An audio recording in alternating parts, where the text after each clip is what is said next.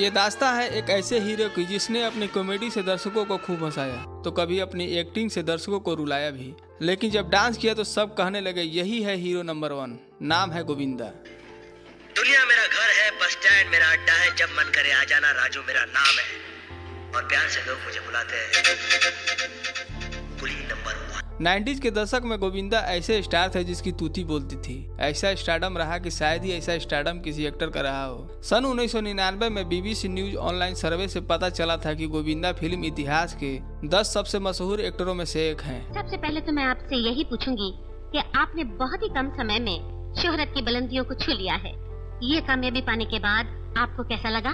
सच पूछिए तो तबस्सुम जी, मुझे सब कुछ चमत्कार सा लगता है। लेकिन ऐसा क्या हुआ जब इनका स्टारडम खत्म हो गया? ऐसा क्या कारण था कि लोग इनको भूलने लगे? ये जानेंगे आगे के वीडियो में। लेकिन जानने से पहले मेरे चैनल पर नए हैं तो चैनल को जरूर सब्सक्राइब कर ले ताकि मैं इसी तरह को जानकारी देता रहूं। अच्छा बाबू जी, मैं चलता हूँ। जाओ। तो मैं चलूं? हाँ जाओ बाबा। ठीक है तो मैं चलता हूँ। अरे तो जाना, जाता क्यों नहीं? मुंबई में जन्मे गोविंदा के माता पिता दोनों ही फिल्मों से ताल्लुक रखते थे। 6 भाइयों बहनों में सबसे छोटे हैं गोविंदा, इसीलिए सभी इन्हें प्यार से इनको चीची बुलाते हैं। इनके पिता अरुण आहूजा भी फिल्मों में एक्टिंग किया करते थे और अंग्रेजी शासन के दौरान इनका जन्म पाकिस्तान में हुआ था। अरुण आहूजा साहब पाकिस्तान से मुंबई आए और फिर जाने माने डायरेक्टर महबूब खान ने सन 1937 में फिल्म औरत और एक ही रास्ता से फिल्मों में मौके दिए। यहाँ पर वो सक्सेसफुल एक्टर साबित हुए। उनके बाद इनके पिता ने खुद भी एक फिल्म प्रोड्यूस की और वो फिल्म बॉक्स ऑफिस पर नाकाम साबित हुई और पैसों का इतना नुकसान हुआ कि आर्थिक रूप से इनका परिवार टूट गया और अपना सब कुछ बेच कर ये मुंबई के काटा रोड इलाके से मुंबई के बाहरी इलाके विरार में शिफ्ट होना पड़ा। और उस परिस्थिति में इनकी मां निर्मला देवी ने काम करके अपने घर को संभाला, बच्चों का भरण पोषण किया। दरअसल इनकी मां एक प्रसिद्ध गायिका थी। गोविंदा की अगर पढ़ाई लिखाई की बात करें तो इन्होंने अन्ना साहब वर्तक कॉलेज कॉमर्स से अपना ग्रेजुएशन की डिग्री हासिल की। नमस्ते टीचर। लेकिन अब समय आ चुका था काम की तलाश की, लेकिन उसमें भी नाकाम रहे और फिर कई लोगों ने सुझाव दिया कि फिल्मों में क्यों नहीं ट्राई करते।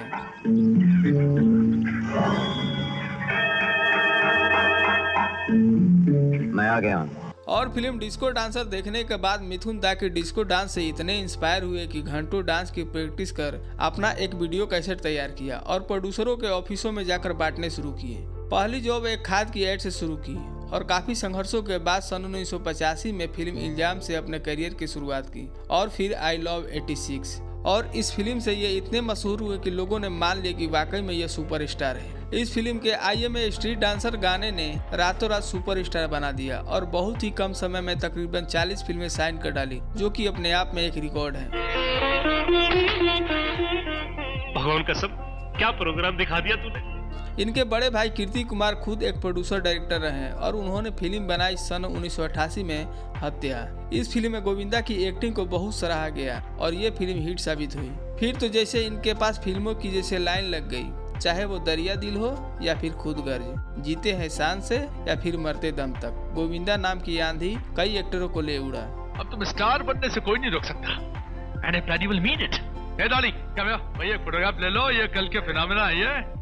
80 के दशक में इन्होंने बहुत सी पारिवारिक ड्रामा, एक्शन और रोमांस फिल्म की और उस समय अपनी एक अलग पहचान बनाई। एक समय में जब उनकी फिल्मों को लगातार असफलता मिल रही थी तब उन्होंने अमिताभ बच्चन के साथ फिर वापसी की और एक सुपरहिट फिल्म दी।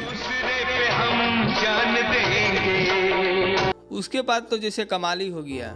डेविड धवन और गोविंदा की जोड़ी ने सुपरहिट फिल्मों की लाइन लगा दी, चाहे वो 16 और शबनम रही हो या फिर स्वर्ग, आंखें हो या फिर राजा बाबू, दीवाना मस्ताना, कुली नंबर 1, हसीना मान जाएगी, जोड़ी नंबर 1, हीरो नंबर 1, साजन चले ससुराल, दर्जनों ब्लॉकबस्टर फिल्में दी। इन दोनों की जोड़ी ने दर्शकों को खूब इंटरटेन किया। उस वक्त पर कादर खान, शक्ति कपूर और गोविंदा की जोड़ी ने कॉमेडी का ऐसा डोज दिया कि दर्शक लोटपोट हो जाते थे।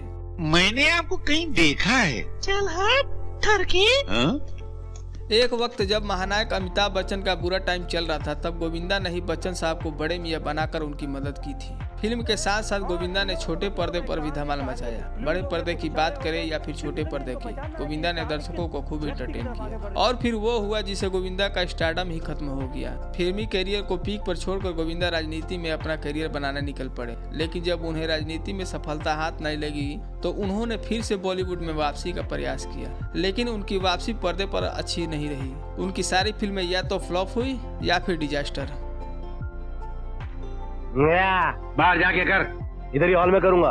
ये जूता भी लगा। गोविंदा ने एक बार खुद खुलासा किया था कि जब तक वो अपने करियर के पीक पर थे तो उन्होंने कई बड़ी फिल्मों को रिजेक्ट कर दिया था। गोविंदा ने बताया कि उन्हें ताल, चांदनी, देवदास और गदर जैसी फिल्में ऑफर हुई थी, जिन्हें उन्होंने किसी न किसी वजह से ठुकरा दिया था। उन्होंने 3 दशक तक बॉलीवुड पर राज किया। वो आखिरी बार फिल्म रंगीला राजा में नजर आए थे।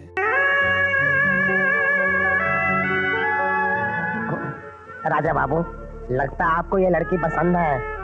हाँ। गोविंदा की अगर निजी जिंदगी की ओर रुख करे तो पता चलता है कि 11 मार्च सन 1987 को इनकी शादी हुई सुनीता जी से। लेकिन जब इनकी शादी हुई तब काफी सालों तक लोगों से छिपा कर रखा गया, क्योंकि उस वक्त माना जाता था कि अगर हीरो शादीशुदा है तो शायद उनकी फैन फॉलोइंग में कमी आ सकती है। इस तरह की बहुत अजीबोगरीब बातें उस जमाने में चला करती थी। इस शादी से इन्हें 2 बच्चे हुए, बेटी टीना आहूजा और बेटा यशवर्धन। सेकेंड हैंड हस्बैंड से टीना आहूजा फिल्मों में शुरुआत कर चुकी है।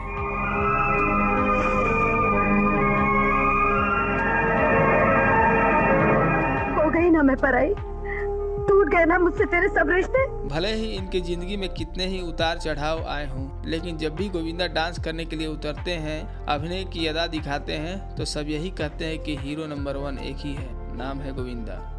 उसके बाद हमारे जनरेशन के अंदर उससे बेटर ना एक्टर आया है ना एक्टर आएगा, और वो है गोविंदा।